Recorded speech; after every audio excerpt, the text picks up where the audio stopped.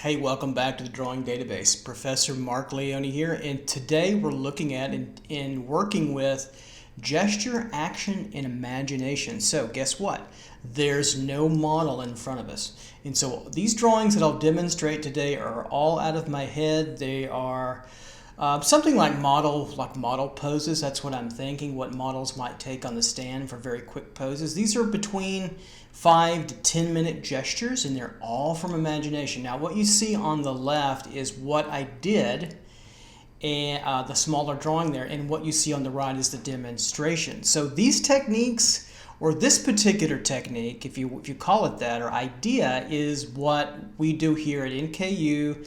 After a little bit of learning about gesture and action, a little bit of the abbreviated volumetric figure, we'll have figures come in for the day, and then I'll dismiss them a little bit earlier, and then we'll do imaginative drawings exclusively with poses out of our head. And so for this session, what I'm doing here for demos is all just model what model poses might do. I don't have any clear plan when I start out. I just start drawing and seeing what emerges. I highly suggest that all of us, you guys all the way out in YouTube land and every country that is watching the videos, that make this part of your drawing practice. It's hard. It's difficult. Sometimes it's satisfying. Sometimes it's not. It teaches you what you know, what you're learning, and what you still have to accomplish. You'll struggle at times. I still struggle. My mentors and art historical masters, I've seen preparatory sketches, I've seen idea sketches and gestures, and they've all struggled. It's not so much the struggle, it's basically idea building, meaning that if you're wanting to put a composition together for a drawing, a finished drawing, or a painting, this is the first kind of step. And it can actually even be more abstract than even this by far. It could be less volumetric even. So that's the idea here. We're drawing out of our imagination. And you can follow along with me in this one, or watch if you will. And then get a feel for what I do. These demos, there's about 5 or 6, or 1, 2, 3, 4, 5, about 6 of them, and then start utilizing this idea in your practice. Now, how do I do that? Well, you don't have to have a beginning idea. What you do have to have is the materials and a necessarily want and desire to draw figures, and use it out of your imagination. You're still using action, gesture, axis, and design lines, volumetric figure, more shorthanded, and quick contour for your gestures. I don't use a lot of tone on these because I don't really prefer that with these quicker gestures. But what we want to do is not have the model there when the model leaves. So you can do great drawings once you start to really get confident about figure drawing. You've mastered some things. Even before anatomy, you can do some great things with imaginative figure drawings. This comes right out of animation, etc. It's the same kinds of techniques. You can also, by the way, give yourself, we do this some in class too, we give ourselves concepts. So I'll give a concept like a javelin thrower or a discus thrower, and then I'll start asking students to come up with an idea. One time we had a sumo wrestler, Japanese sumo wrestler, which was fantastic idea to get that sized kind of human being sketched out, and we got a big laugh out of that. So I do this in my teaching practice. After about 2 or 3 weeks of working with gesture and some volume with the figure, and I tell the model to thank you very much for the day, and we'll pay you for the time and the extra time where I dismissed you, and we'll start saying, okay, let's get ideas going. This is something I also did in my own collegiate years at Art Center College of Design, when I had Bern Hogarth, the amazingly accomplished and dynamic artist of Tarzan and I believe some Batman, but you'll know him probably best as the writer of several drawing books, Dynamic Hands, Dynamic Heads, and Figures and Hands. And he would give this particular assignment, and it was very demanding. We had to do it in ballpoint pen on newsprint. Now I'm using Carbothello pastel pencil on newsprint. So if you've got old paper, don't throw it away, or scratch paper on the back. Don't throw it away. Use it for these exercises. This is also a great way to warm up before working with the figure for the day. So it applies everything that you're learning about drawing the figure and now working from pure imagination. And the techniques are the same. It's that we really don't need horizontal and vertical alignment because there's nothing to align to. So perception is one thing, but observation is gone now. And so we're using these techniques to draw exclusively from the mind. I think it blows students away a little bit when they start thinking about the Renaissance and the Baroque period and other periods, how much artists leaned on imagination to work figure poses, especially difficult flying poses, etc., that you could not hold a model. So there were several thousands of works of art that were built from the imagination and changed through lighting, etc. So you can not only do figures, but other aspects of the model too as well. So anyway, we're getting closer in this first one down to what we see obviously there on the left. The left is what I did, and then I wanted to see that so that you see where I wound up at and from to get to this model. So again, all the aspects of what we've been working with the figure section, action and gesture, volume, shorthanded volume because we're not working with the volumetric figure, but then also quick contour line work, sketching contour line work, all can come into play when you're drawing from imagination. So about a third of the way through, maybe even less than that, I realized it was going to be a female figure from the back, and it was going to be a bulky kind of Michelangelo-esque figure, large and bulky, a little bit of the breast showing through, coming down the arm to the elbow, etc. And don't be afraid to change positions. When you get a different idea, alter the pose. You're in charge. And play around with the size of the model that you want to use. Thin and gaunt, or Adonis or Greek goddess-like, or very hefty and large and bulky, or even obese. You want to be a master of all of those particular shapes and also sizes as you draw. So kind of finishing out here, the weight is bearing on the right side of the model, and she's able to lean on whatever it is I might have. I put a little bit of background, but you can come to this idea with not a clue and start drawing and see what happens as your imagination starts to begin to visualize and take over, and you can see it emerge in your composition here. Use the entire picture plane space, use all of it. If you're drawing, the size I'm using is 18 by 24. If you're using a smaller sketchbook, utilize that. Just simple flow and rhythm for the hand there. So just about ready to finish this one out. So give yourself about no more than 10 minutes. Keep a timer handy and time it out to 10. If you get something you like before that, great. Then stop early and go on to the next one. Working that sacrum to the glute, the right glute there and over, just about there. All right, moving on to the next figure. You can see another pose here, which would be a female kind of moving forward, almost kind of a bowling pose, I suppose.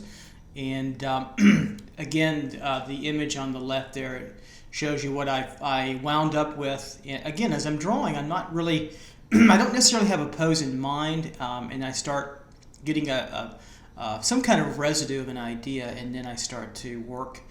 Generally, sometimes mostly the head, and then work down to the figure, and then something starts to emerge as I'm moving through the lima bean, torso, abdomen, pelvic area. And then I'm getting an idea where the legs I want to go with the legs, and something starts to emerge. Remember, the gesture is an approximation and not to be rigidly adhered to unless you really like where you have your gesture flow. So it can be malleable and changed and moved if you don't like that position as well. I love working with the figure out of my head. It takes a lot of practice to make them look pretty competent. And I can still get better. There's things that I'd like to continue to work on when I have the time, but I do like to do them because you don't have the what I'll call the kind of tyranny, if you will, of having the model in front of you and making it look exactly like that model or close to that, or a good approximation, and you can interpret and move things around as you want. So horizontal and vertical alignment don't really, to my mind, don't have much of a play in drawing from imagination. Scale and proportion still do, of course, in composition and gesture, and of course flow and rhythm in action and gesture. But horizontal and vertical alignment, if you're not working from observation and perceiving what you see to interpret that on the surface, then you're not really using that as well. So that's one area where it doesn't apply to imaginative figures. And again, I'm thinking of these models as they were in a classroom setting, posing, holding a pose, taking a pose as best they can. That's how I'm thinking about it. And again, you can, when you start to do these on your own, I highly suggest you start to practice these. And you can use different materials. You can use ink and sketch paper pad, or I'm using Carbothello pencil on newsprint just because I like to draw a little bit bigger and it shows up better on camera. But I love to do these on old pieces of paper that I just toss and throw away. I didn't keep any of these after I did them. I just tossed them out and recycled them. But they're for warm-ups and for knowledge, and that's what I use them for and what we use them for in class. So getting the abdomen belly region to move downward and point downward a little bit. Notice how the center line changes from the abdomen, the belly button moves over to the left and downward a little bit to the pubic bone, pubic symphysis down below there to feel that out. Feeling the hip and the leg coming down, paying attention to the gesture that I have. And then altering the space somewhat, feeling the roundness of the leg, then down over to the knee there, and on through to the rectus femoris over to the lateral side of the leg. Feeling the tendons come down a little bit. Calf, notice how I changed the gesture, move that over some with the leg. You don't have to fulfill all the feet. Don't worry about the digits of the fingers and the toes. I'll just get the flow of that. You want to be as poetic and as simple as possible in these gestures. I think most of these are around 10 minutes. Some are less than 10, some are maybe a little bit more. Try not to go over 15 minutes if you can keep a timer. I think some of the best ones that I do they come together with less effort, and they take less time than 10 to 12 or 11 minutes, whatever. So it's funny how that is sometimes. But some are a struggle, and they turn out pretty well, especially the more complex poses that you have if you get overlapping, lots of forms overlapping. I do a few later on where I've got a female sitting down nude, and she has her legs crossed, and there's a lot of overlapping that happens. Pretty challenging to get it all worked out together. Arm coming down and hand coming at us a little bit, so a little foreshortened there. You want to get kind of that knuckle line from there over right there, that line there, to get all those knuckles aligned, and then a gesture for the finger downward, kind of a mass gesture side of the pencil. You try to be just as simple and as poetic, at least I try to be, as I can there. Neck, that tube part of the neck, pretty bulky female figure. I tend to make my figures a little bit bulkier, and then you can thin them down later on as per needed with the right type of model that you need. Getting the tube of the arm, elbow joint down underneath, slight view on the medial side, and the tube of the flexors and extensors of the forearm there. And then coming over here, get a little bit of overlap, and then the palm and then the fingers, kind of like she's extending and maybe rolling something like a bowling ball, perhaps.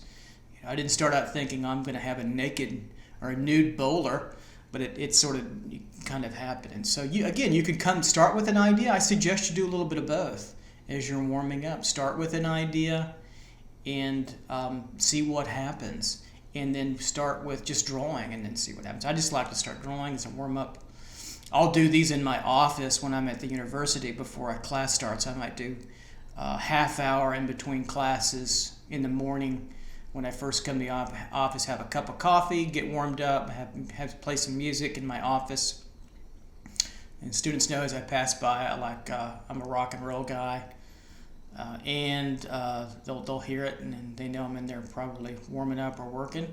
And it's kind of a little workout. And then I go in the classroom, I'm ready to have them warm up and go through the flow there. So I've got the head in profile. That's the female there. She's slightly looking down. I've got her hair in a bun. Will have her hair in a bun. Then I'm figuring out where I want the lima being. I've got her more in profile. Profile are easier poses. So if you're just starting out working with imaginary figures, do some profiles. Profiles, side views. They're flatter and they're a little easier to figure out. And there's not as much overlapping. What I try to do is how much of the model can I get in the drawing completely on the page, and sometimes it takes some ambidextrous movement to get it completely on. This one came pretty quickly. Notice I'm drawing pretty light, and then I'm going to blast it with dark, since we're just working with gesture and some contour gesture to finish contour. Now, I'm not using the hardcore volumetric figure that I teach to as well. That's implied in the model. That's why when I get to these, I teach the imaginative part. I'll add some in class. We've already had some time with the volumetric figure, so that comes out naturally in the thinking, but you don't necessarily have to go through all the diagrammatic parts of the boxes. It should be implied in the drawing. That takes some time to really get into your thinking, but it's good to throw it all out at students, and then they can spend the rest of their lives practicing these techniques.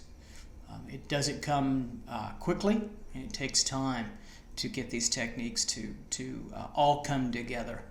I think it was Robert Beverly Hale who said it's like a stagecoach with several horses, and each horse represents a different type of drawing technique, and in the beginning all the horses are not on the same page, so the stagecoach doesn't really go anywhere, but when they all are on the same page, it can run really, really fast. And so I spent some time as a student where the stagecoach didn't go a whole lot because the horses weren't working all together, and it takes a while. Once they work all together, it gets into your subconscious and you don't think about it. Matter of fact, as I draw, I don't try to think much analytically. I'm just drawing and let it happen naturally, and I'll look and draw, and then you can sit back like we're doing and we can analyze a little bit.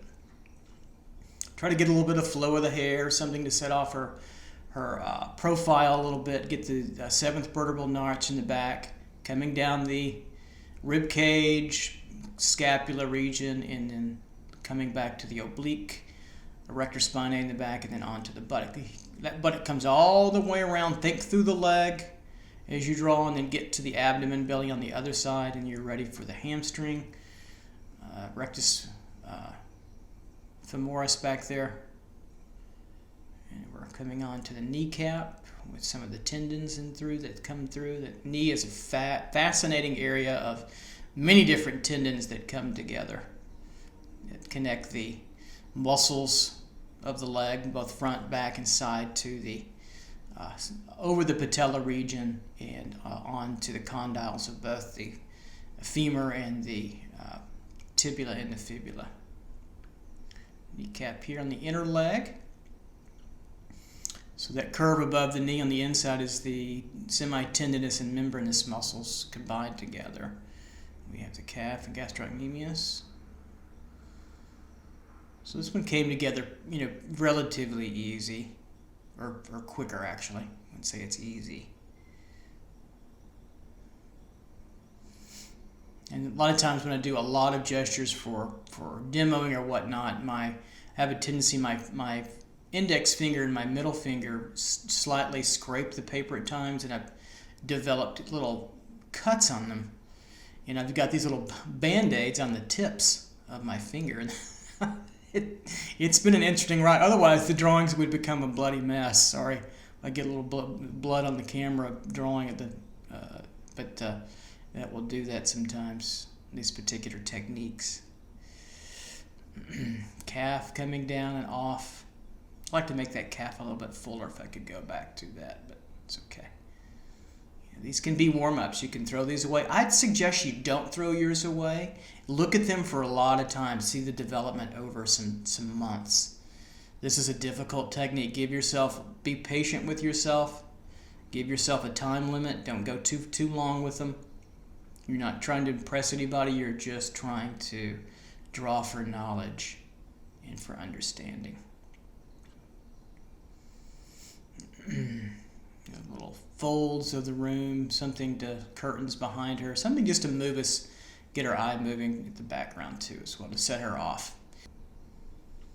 All right, on to the next pose. So this one was a challenge. I had a reclining figure, kind of maybe in a desperate moment of praying of some sort, nude, with the arms in front, lots of overlapping, and what to do with the feet and the legs there. And she's nude, so she'd be compromised in the pelvic, the front female pelvic region. So we want to make sure that's covered as well. If you were a professor, teacher, whatever, and you've got models, you want to make sure you protect both your male and female models from being compromised in areas that might expose them to the genitals or the backside a little bit. That would be a little bit too much for a drawing. It's not a. We have to be careful with that. In this pose, I try to be mindful of that, so to cover up her pubic region a little bit. So tilting the head back, getting the neck. I know it's going to get closer to that shoulder. Getting a feel for what I want to do with the legs, bended and folded here. Feeling the overlap of the foot coming over there to the feet. Nothing definitive. Look how broad I'm working with the charcoal pencil. Very nebulous, very lightly, because I know I've got a lot of things to discover and think about as I'm drawing, my visual thinking as I'm working through. So that's got to be, I got to be mindful of that, and be considerate of that as I'm working. So I've got to keep the tip away from the tip more.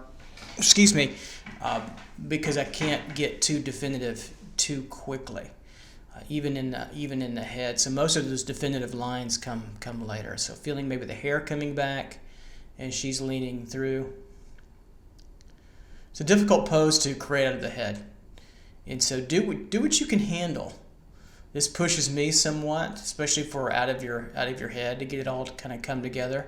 Works pretty well anatomically. I changed the far left shoulder and make that even more slight coming down.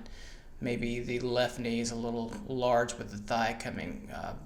I need to define that knee a little bit further, but in the time frame I had, I thought it worked pretty well. Again, these are informative. You could take this quick sketch I did and then go get a model or draw from it and really clean it up, draw another drawing from it, draw from your own drawings. So it's not unusual. That's how artists in the Renaissance and the Baroque and beyond academies trained by drawing from other drawings too, not necessarily just live models.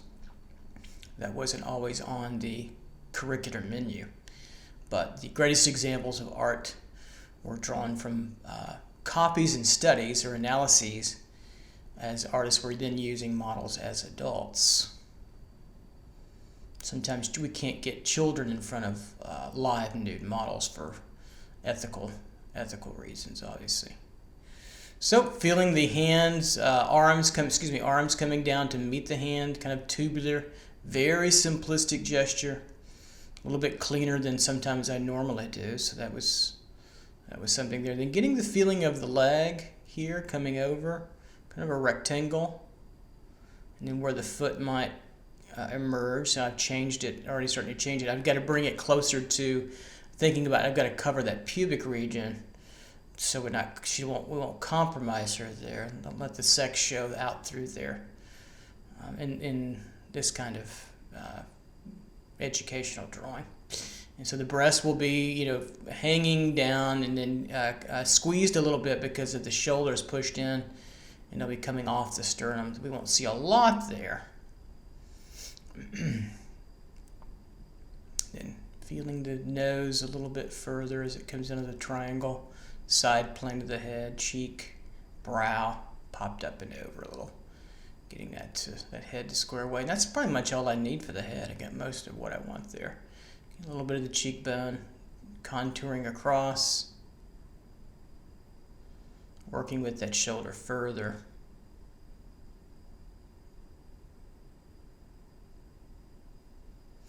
Getting the shoulder just to clean up a little bit. It's not a very detailed drawing anatomically. You don't. Sometimes you keep these very simple. The gesture, armature, gesture, lima bean, and get some flowy lines for your forms, and you might even be there quicker, which is totally fine. But give yourself 10 minutes, 10, 12 tops. Breast emerging just a little bit. They'll be squeezed together because if she's holding together. Here's where it gets interesting. The lower thigh, pubic adductor region where she's sitting down. You want to work back to front, background of the back part of the model to the front, especially when there's a lot of overlap. You don't want to put that the leg on before we get the buttock and the knee. And I didn't want those knees to be the same height either, so I had to alter them. So a little bit lower in this leg. So feeling the knee, the calf up, around through the leg, the overlap of the leg to the patella region at the top and through there. Where the condyles of the upper and lower leg are, and then feeling the real rounded part of the calf as it would push against her inner thigh, and then the lower part of the foot coming down. And you'll see me change this foot once more, but it's going to come slightly down. We might see a little bit of the underneath heel, and then have her big toe come down to help grab the ground, and then certainly be grabbed by the lower digits there of the smaller toes. I try to get the big toe a little bit cleaner, and then the smaller toes to come over very quickly, very gesturally. Around to the knee a little higher, just to play some movement. See how I wipe that off? Well, I'm going to clear that up. So I didn't like all that there. It bothered me. So I'm just going to wipe it back. They don't need to erase. I'm just going to work through it. Notice I don't ever pick up an eraser. Generally when I gesture, I just work over my mistakes. And I encourage you to stop picking up your eraser and stop trying to be perfect and be more informational. You can draw through that. If you don't believe me, look at master drawings. They're preparatory sketches, and especially their quicker ones. It's just plow on through and change your idea. So I don't like that ankle there. It doesn't go there, so I had to bring it over a little bit. Give the bottom of the foot, gives us some movement. It's a very anatomically difficult part there of the foot for her to do that, but it probably could happen. And we'll get a little bit of overlap with that leg is back of the left part of the buttock because she's sitting down. Get the right a little bit. It helps the flow, and also to sit her down further. Now I've got her pubic region covered, so I feel really good about that leg placement. It took me a while, like three tries to get it where I really wanted. And now I can get more definitive. Get the ankles in there, the medial and lateral. Get the foot to overlap. Big toe would come through a little bit, maybe point slightly in that direction. And then we're going to have to work with foreshortened toes. Kind of just shapes and through and down. We're pretty much on our way. Get a little environment in there. Get a little bit of, get her to sit down on a platform of some sorts. But we've got her not compromised. We've got her protected.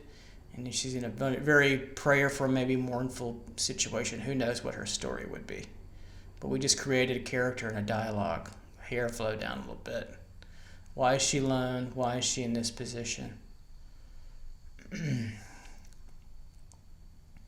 Squeeze the breast form, sternum in there, and the breast. That's not the whole breast, just little parts of them as they're overlapped, and the arms are on top. A little bit too there. We're on to the next one. This was a fun one, so we go back to a male now. Or if we've had a male so far, so we'll square that head up. Use a little more in profile, 3/4 back or side back if you wish, whichever you wish. And we'll get the feeling of the head coming through the neck, coming over. See how blunt I use the side of the pencil there? That's important to keep it very, very broad in general in the gesture and the action, the flow. So I feel like it might be a leaning pose, kind of on the side, more diagonal. Knee coming back to the foot there. And I ran out of room, which is fine. You can crop, no problem. Leg coming over. Can do a lot of different things and leaning over a little bit. Arm coming down, feeling that over. It can be exciting to work from imagination. and try to fashion your models. You could start out with great ideas. I remember in art school, if I haven't said this before, we used, again, ideas from my time with Bern Hogarth in his class, which is fascinating. Getting the brow, a little bit of the eye socket there overturned. Nose coming in, we might see a little bit of the underturn of the nose, just a touch, maybe like that. Getting the eye in there, side plane of the head, and then getting a little bit of the underturn of that cheek, the zygomatic arch in that view. And we've got kind of a generic male figure. You don't have to make them very specific. They could be very generic, like a living, breathing mannequin, if you would. And you could, again, if you go back, whatever you want to do with your drawings later on, they're yours, you own them, right? And you could take your ideas and then flesh them out and make them into all kinds of characters, or give them stories, give them a place in history, whatever it is that you want to do with them. A little deltoid there, combining two of the heads of the deltoid, the posterior and the lateral there. Tricep down to the condyles. Bicep emerges a little bit down to the elbow condyle. And resting, I thought, well, let me extend that, and I thought, no, let me foreshorten it away from us. And you see a little bit of the palm. So it's probably holding his other arm as he's posing and facing the class the other way. And then we have the back coming through to the shoulder, a little bit of the lats and through here. And then the serratus interior with the pectoral a little bit, and the abdomen, belly. And where that comes out, we'll give a little fleshy right in through there. And then we're ready to go for the buttock. Bring it all the way over and then across. So that bean of the buttock, the lower part of the lima bean, carries that buttock all the way through. We probably see a little bit of the split of the buttock there with the end of the sacrum where the butt splits. The old buttus crackus, we say in class. Trying to make a little fun of the idea of drawing butt cracks. It gets pretty funny in class, but it is what it is, right, I suppose. So there we go. We've got the pelvic area, then we've got the sartorius coming over, rectus femoris at the top of the leg. Lower leg, hamstring coming over. And just using what I know to fashion the position that I have. I've already got my gesture laid in. Kneecap there, patella, back of the calf, rolling around. Little tendon coming through that overlaps, and the split of the gastrocnemius to the front of the leg there, and that would just fade off a little bit. Don't get fussy with the feet. You don't have to get fussy with the feet. Triangular wedge is fine. And then the flow of the calf in the back. I'm not sure here. It's a 3/4 back view. It's a tough view. So I can't figure out if I wanted to ride through here. I was thinking. I remember. Don't want profile, and I was like, wait a minute, it's got to be 3/4 back, so it feels a little bit more like that. That crease between the thigh and the upper calf could be a little stronger with the line weight, and that foot would start to come back, maybe slightly towards us in rest. And then that hand on the other side, his anatomical left hand, would be sort of holding or maybe resting somehow on the other, reaching out, be grabbed. That probably could be resting on his knee a little bit, but it's okay.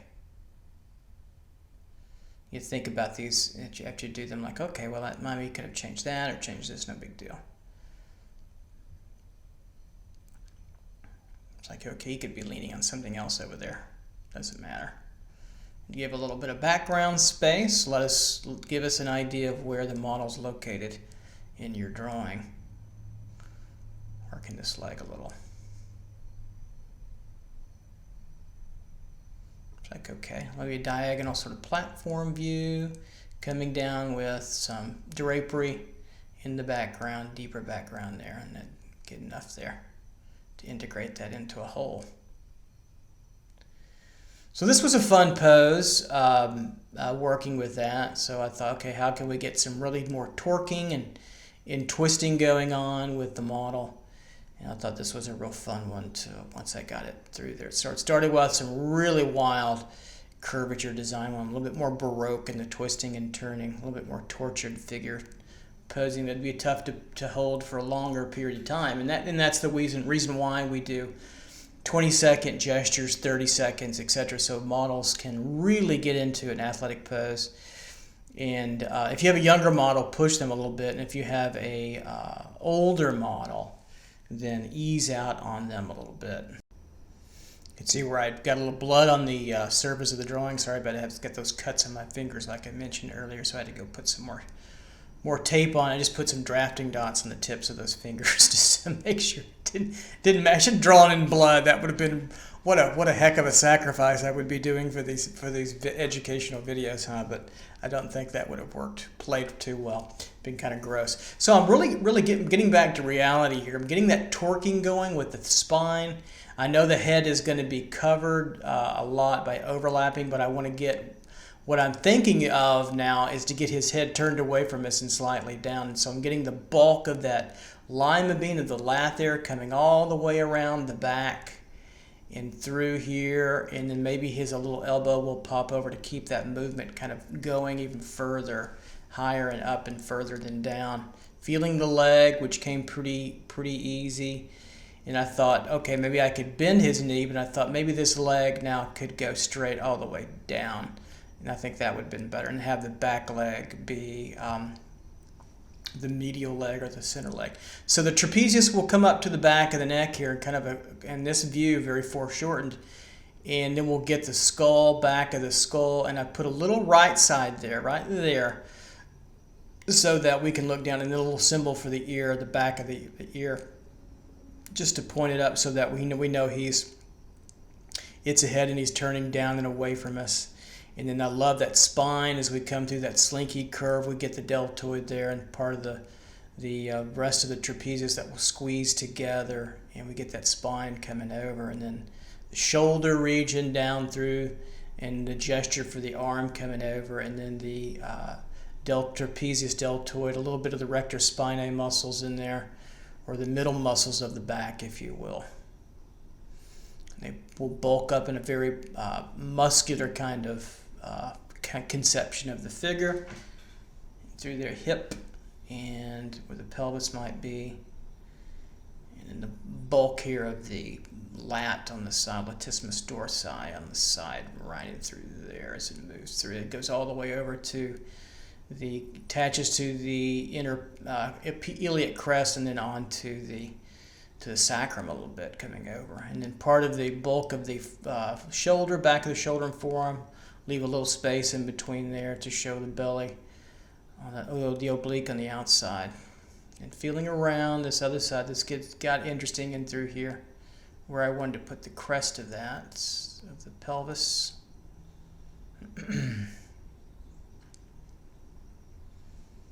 Can't decide there which line I want for the belly line, so I'm going to make a decision a little bit later, I think.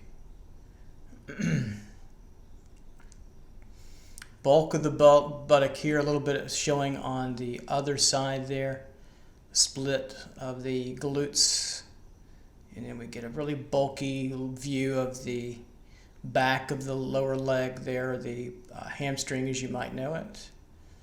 Tighten that up a little bit, and feeling that weight, that nice egg form coming through. There it comes through. That egg form is around the top to the bottom. Here we've got the sartorius region, bulky, onto the tendons of the lower leg, rectus femoris, and onto the knee region with some of the tendons. Biceps femoris tendon in through there, and the iliotibial band or tract implied, and then the kneecap and through. A lot of fun to do. This is one of my favorites. This one, I think the next one are my two favorites that I did. Then I put some bonus ones in there at the end too as well. I thought were okay. I did more than I showed. I think that's okay. I want to make sure I had really good examples too, to be discerning. So that calf, that glute will be foreshortened. We won't see it as much. It's in perspective. Really attach high up that trapezius, those erector spinae muscles that come all the way up to the base back of the skull there. Elbow coming up. I thought about leaving it, but I think I like the elbow raised.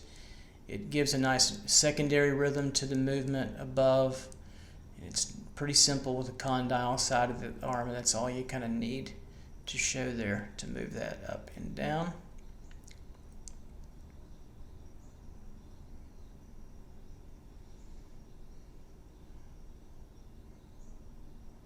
And barreled, chested, implying, not really drawing the ribs as I'm just ribs are just implying the rhythm, and the lat will come up a little secondarily.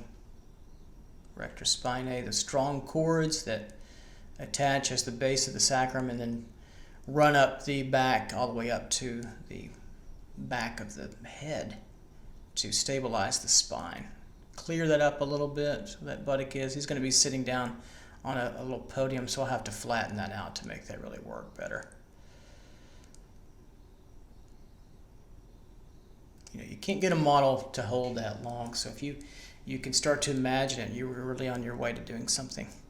Calf in through there, coming down with the soleus region underneath the gastrocnemius or calf, down to the ankle, or the medial malleolus, if you will, and through here, just getting a triangular wedge. And I put the big toe on and the gesture of some toes. You don't have to go crazy there. It's no point. It's so complex with the amount of time that we have. It's that big idea of the movement, of the rhythm of the pose, and what we can do with that. And I could easily take this drawing and then really slow it down, do another 30-minute study, an hour study, light it, put some lighting on it,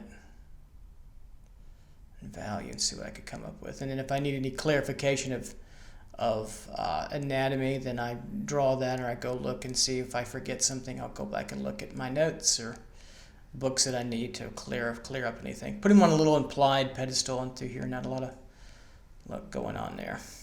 Background a little bit. We're on our way. So this is one of my favorites to compose here. Sort of back male, kind of falling or being pushed, and whatever the story is, to get him to really flow and use all of our compositional tools to get him to run through the figure here, the S curves and C curves. This bigger design idea, starting with the head and down the curvature of the spine to find the center, and then to push his hip in profile, so he's really torquing and twisting away from us, as he might be struggling with something grabbing him or pushing him. These are ideas that we would get from Michelangelo, but I think also somebody that even gave us more movement, if you can believe it, which would be Rubens. I think pound for pound, he's probably the world's, in my opinion, the world's greatest academic traditional draftsman.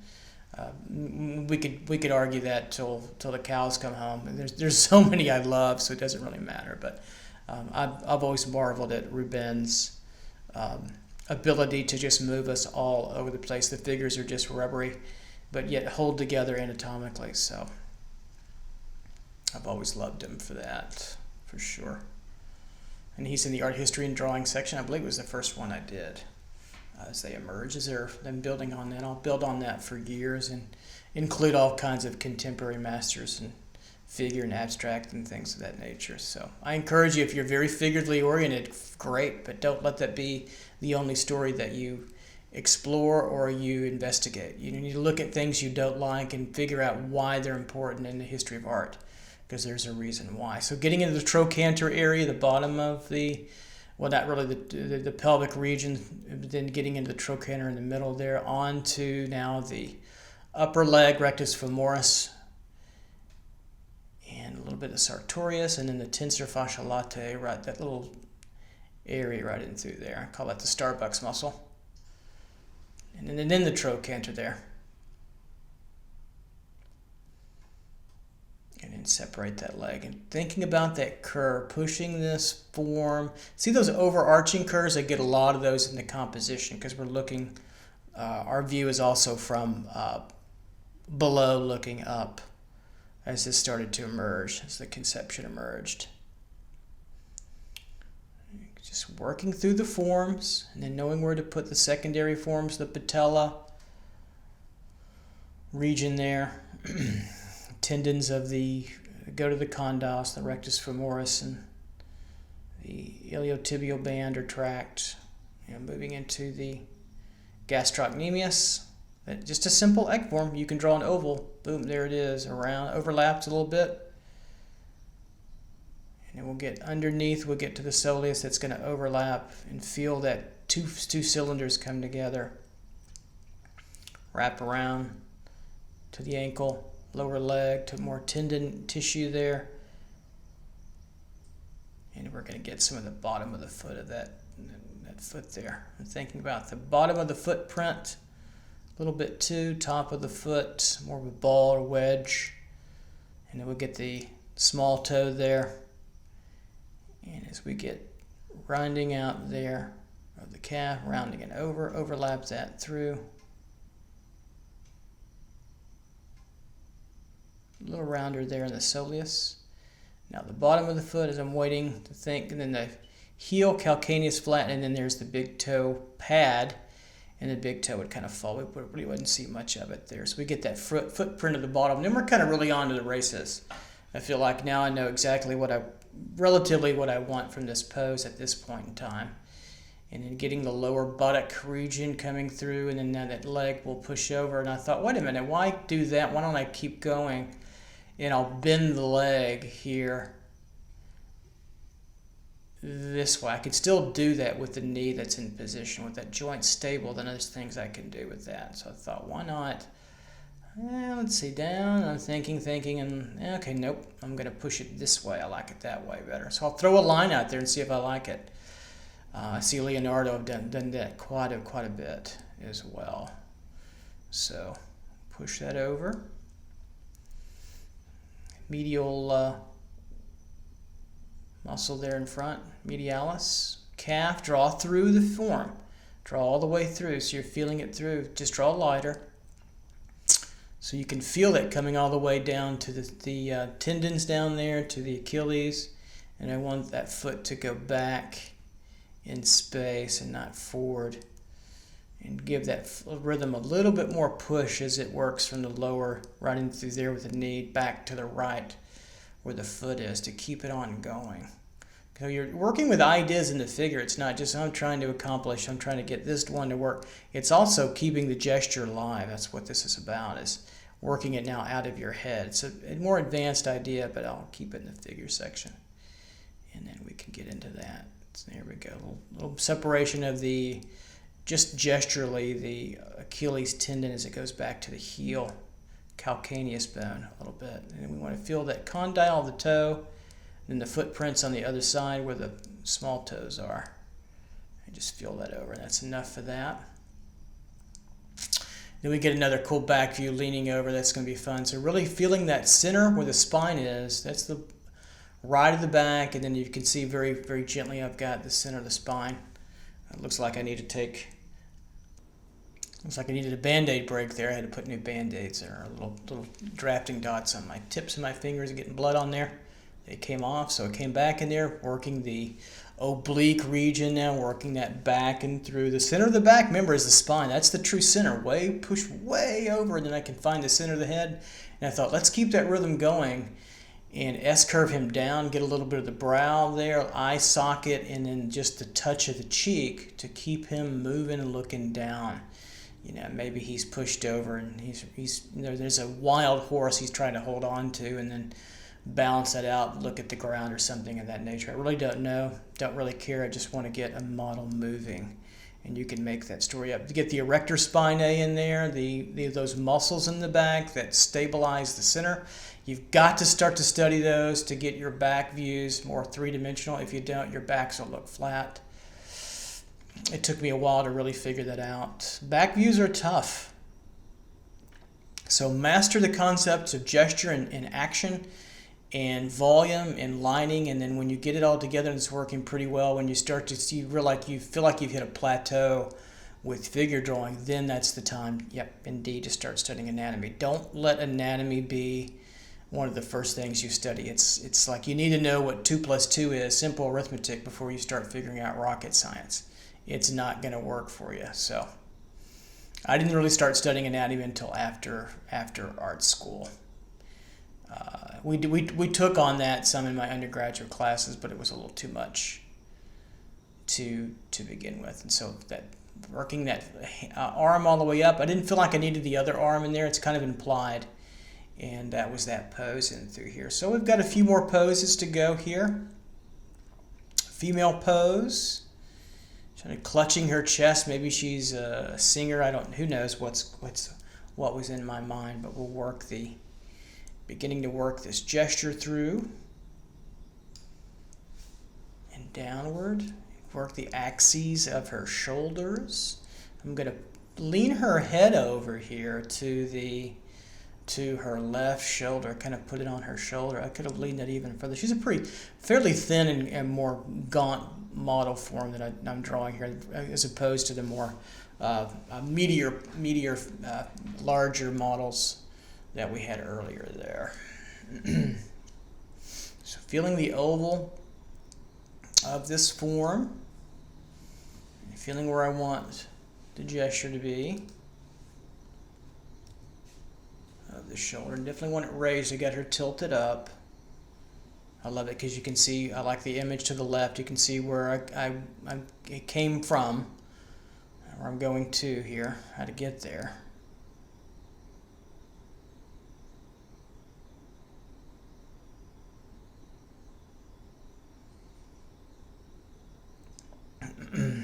Getting the hip, the adductor region, the implied part of the glute at the back.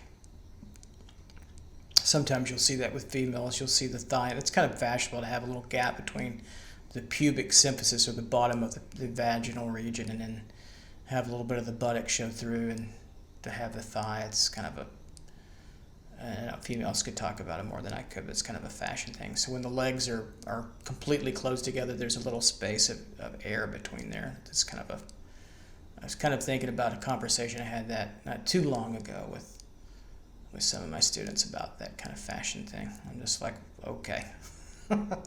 Alrighty. Didn't know that existed, but it's like, okay, let's see what that could be. I'm not sure that's accomplished, but it's kind of what I was thinking. So you can see the simple gesture. It works pretty well. In some ways I like it without sometimes I like it without the feet. Sometimes I'll just leave the feet off, but I do go back and kind of point her toe. If I had to do this over again, I think I would push her foot further back in space, create another diagonal.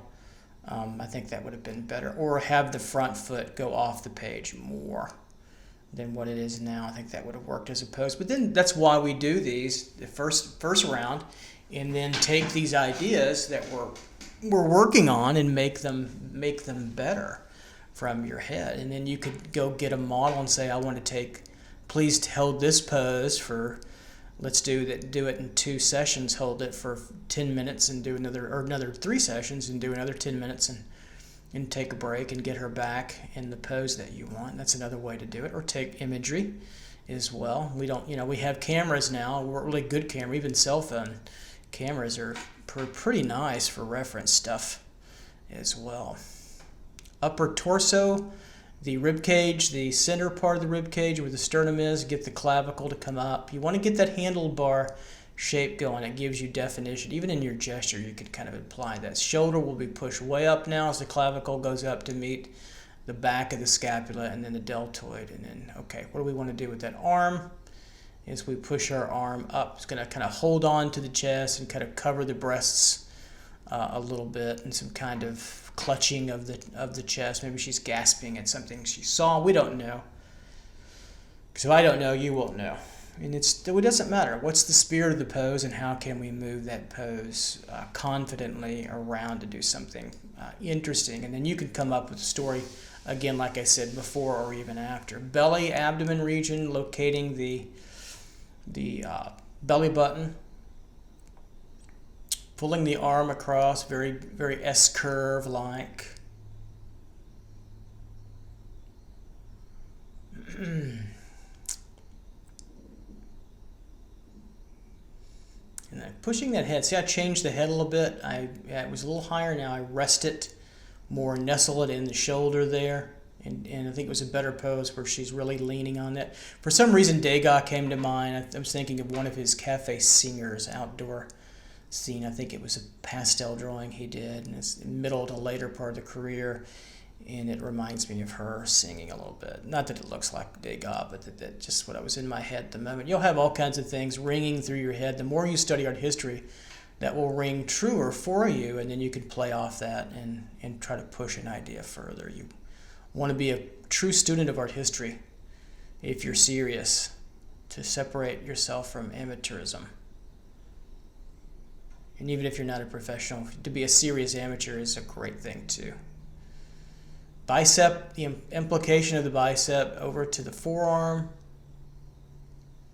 to the condyle there, forearm. That joint there is the bicep, attaches to the ulna and radius, and then her thumb overlapping over, will come over. Fingers a little bit. Not too much to go here. So you could put her in some kind of dress. She could be a singer for a band, or a jazz singer on stage by herself with the music in the background. She could be a rock singer, or it could be Dua Lipa, somebody that's a big famous pop singer now. Do all kinds of things. It's just a really kind of standard model, especially with generic faces and heads. I don't even think I put much hair on her. And so you could do all kinds of things with that pose. As you imagine your own poses, come up with your own poses, either before or after, and see what you can do with them. Practice these. Don't throw away old pieces of scratch paper. Draw on the back of them, and then throw them away if you want, or photograph them and keep them. Feeling the shoulder girdle there a little bit. Clutching the chest.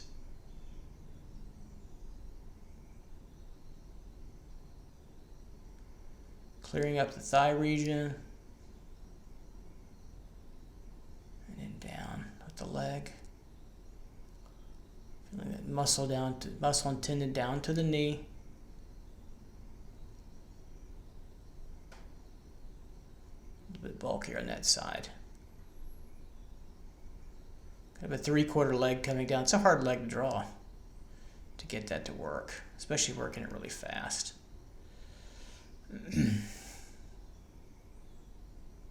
A little bit of a platform she's on.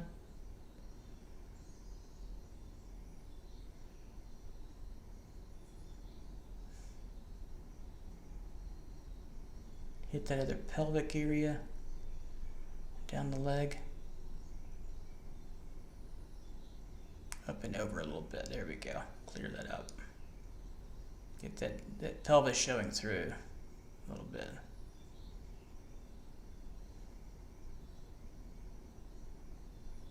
And then on to the next one. This is another challenging pose in that we've got a figure bending down to maybe pick up something quickly, or pick up something on the run perhaps. I don't really know. The only thing I'd like to change is that back glute on the far right. It's a little bit too high, a little too flexed. It should almost end at a little bit of glute showing where it splits, but just barely. So we'll start with the head, kind of get a little bit more detail in the head. Side profile view, but looking downward some. Feel the neck, feel the back coming through, then an arching idea. So, okay, maybe that's a little high, so I bring it down in a moment. It's like maybe that's too high. I could flatten that out a little bit and bring him over. It's like, what do I want to do with this pose? What starts to conjure in my mind? And I still wouldn't be clear. I thought, okay, it makes it sense for the arm gesture to come on down a little bit. Maybe both arms are going to come on down. Get the broad armature gesture really lightly, then box off the back and the buttock together. Feel that in the leg. Okay, it's like, okay, bending down pose. Maybe he's planting something or picking up something really hurriedly. Could be a rock or somebody in help or need. You can fill in the blanks. And so I've got the gesture of what's working through there. And then the buttock, kind of a box form. Sometimes I'll work with these fast gestures. I keep the volume in my head and work with the armature and then feel the forms, but sometimes I'll throw a quick box out there. Do it all the time. We're not studying the volumetric figure. We're going beyond that, but very quickly into a gesture.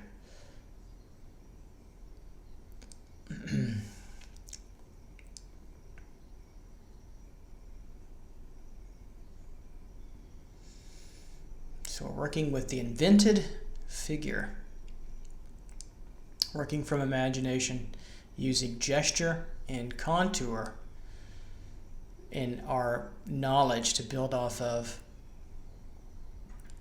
the invented pose. It could be done after a day working with the model, and then you could remember those poses or come up with your own. Again, they're wonderful ways to study after you work with the model a little bit. I like to push that glute downward. The reason why, I see the back on the very far back, upper back, I could keep that line going as it arches and comes down the right.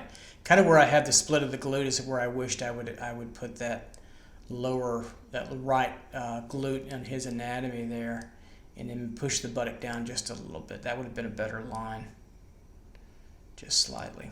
But those are things you go back and you change if you wanted to keep the drawing. Lower leg there, down to the tendon, slightly in flex as he's bending over, putting a lot of weight on that left foot, and the right foot hasn't caught up yet, as he might be running to something, catching it. He could be running and continuing to run as he picks up something. It could be something that he dropped. Maybe he's being chased by an enemy or something, we don't know.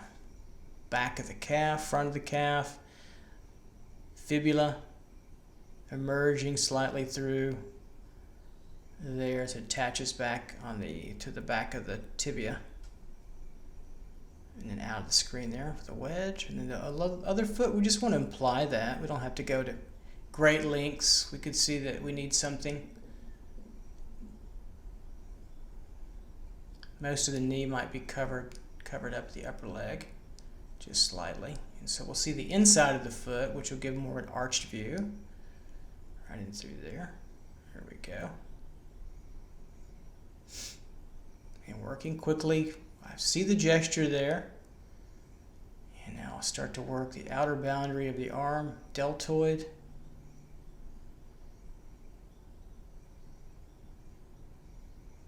Coming through, that will emerge on top of the bicep, and the bicep comes through with the little tricep bulge right there.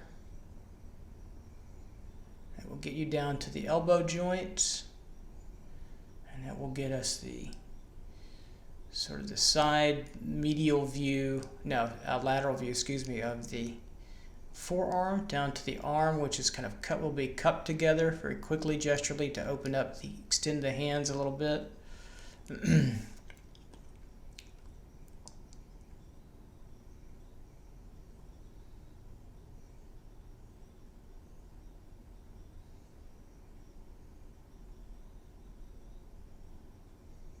The other side, more of a silhouette, doesn't have to be as detailed. Okay, just about all we need there. Pretty close to having everything I wanted there for that particular pose.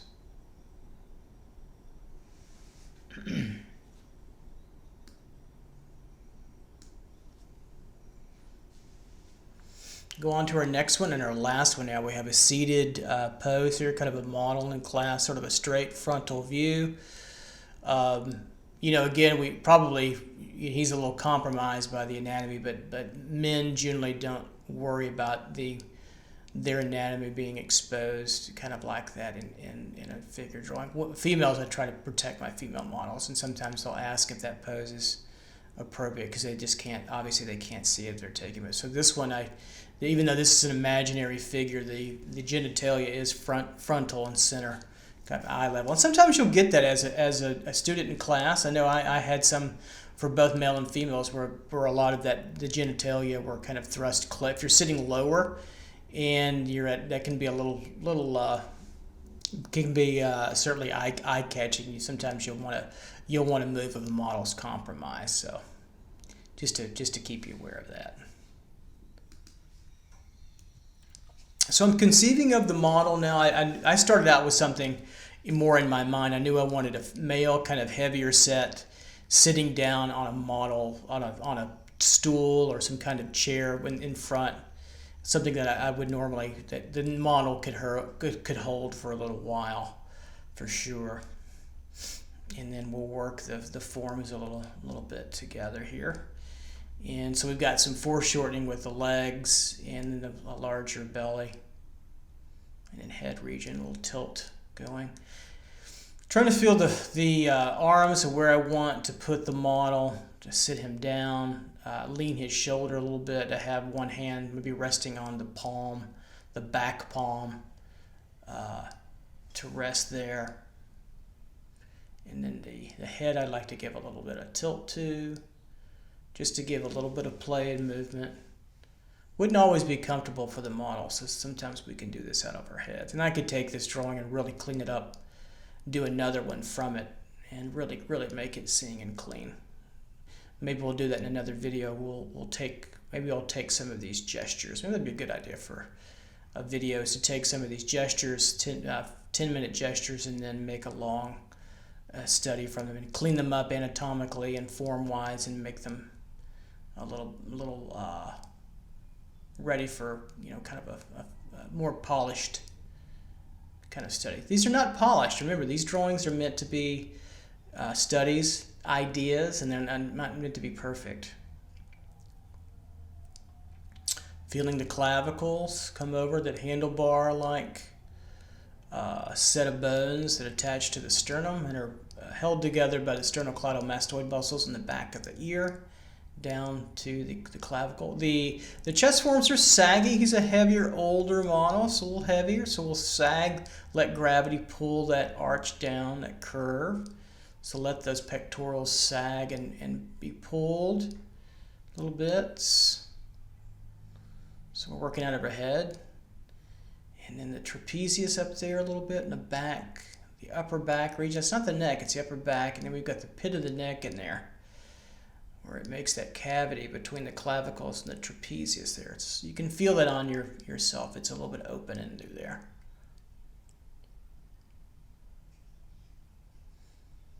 And then around the belly.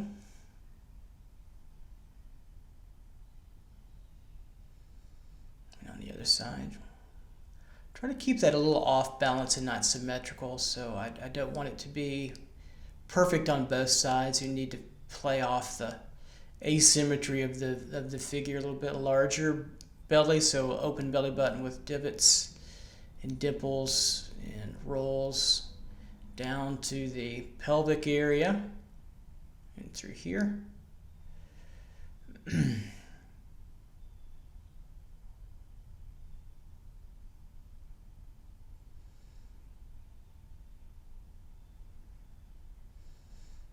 The lower leg.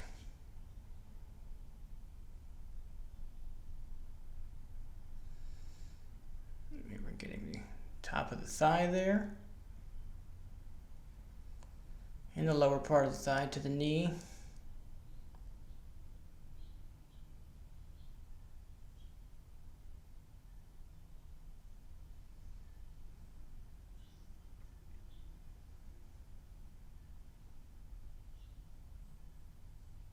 So that's a foreshortened thigh, and then we'll get the inside side of that a little bit as the knee will be pushed to the outer left part, right in through. As we can see right in through there, you can see the gesture of the leg coming, tibia fibula coming down and over, putting a really meaty calf on a very thick model with the axis tilted to the upper left, lower right, down to the lower leg. Feeling the ankle high on the inside, lower on the outside to that foreshortened foot there.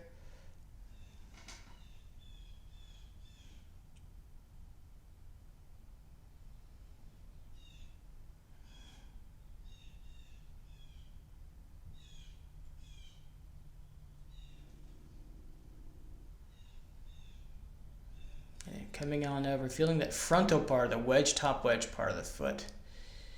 And I'd like to get a little bit of the heel. I don't think I included on this. So big toe a little bit, then gesture for the other toes coming through. I need a little bit of the heel on the upper right side of the back of the foot. Putting the stool down a little bit so we can see him sitting on something.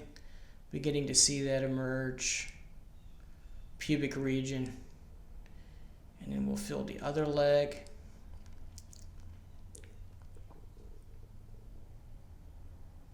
Rolling around the belly there.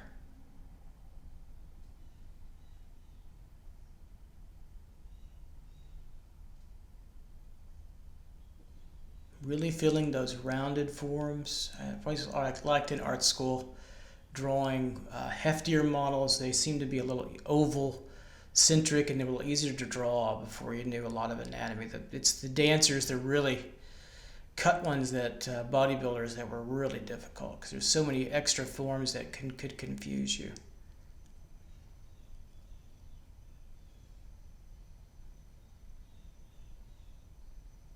That side turn the leg in through there, the calf.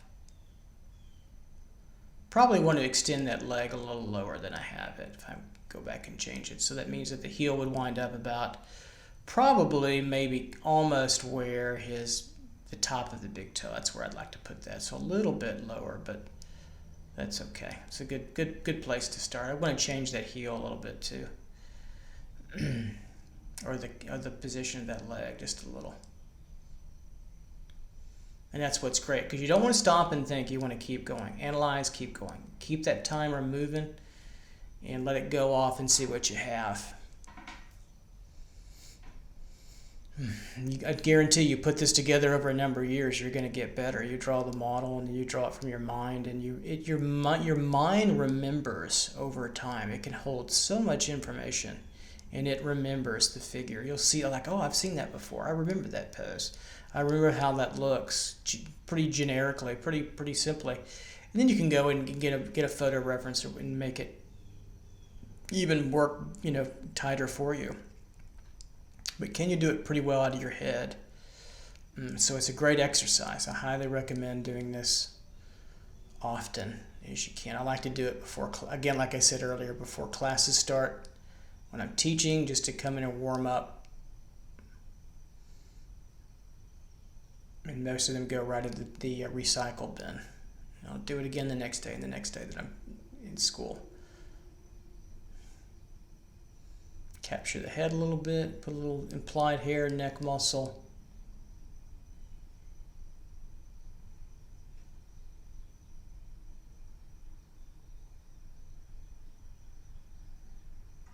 Get the trapezius back on there a little bit. Breastplates over to the deltoid shoulder, feel that around. Let that sag a little bit and let that hand droop down, that arm droop down a little there. I can see that's what I did. Then over, feel the roundness of the bicep with more flesh, and then the overlap of the forearm, pretty meaty. And then the fingers and hands are kind of clunkily, giving a nice big grab to like a pole or a stick to hold on to. I like to use that in class a lot of times. And then we'll get that at the tilt just to give a little movement, balance out the head.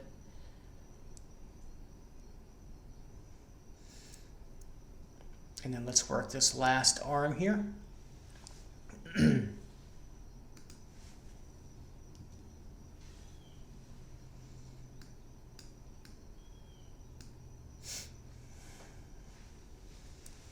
Just a little bit of time left. So hopefully you're getting a lot out of this and use these examples. You could draw along with these, and then once you get a feel for it, try your own. Once you start to get really comfortable with this idea, draw from your imagination, feed your imagination, and you'll be rewarded over time. They're going to be pretty rough for a while, I'll warn you, but over time they'll get better. All right, you guys take care out there. I'll see you next time. Bye-bye.